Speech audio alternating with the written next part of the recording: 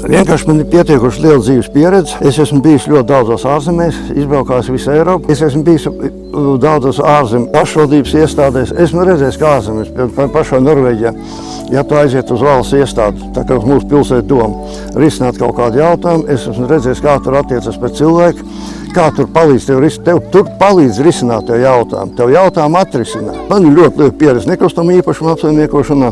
Un es vienkārši gribētu savu dzīves pieredzi ieguldīt konkrēti pilsētas attīstībā. Palīdzēt pilsētas iedzīvotājiem, lai pilsēta uzplauktu, lai pilsētas iedzīvotājiem būtu ļoti vieglāk dzīve un labāk dzīve šajā pilsētā.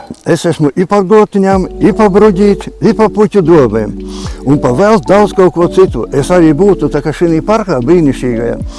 Tā kā Norvēģijā varētu cilvēki atnākt ar saviem vienreizējiem griliem, apsēsties ar ģimeni, uzteikt šašliku, uzteikt gaļu, iezert alus buņģiņu un brīvi normāli pavadīt laiku.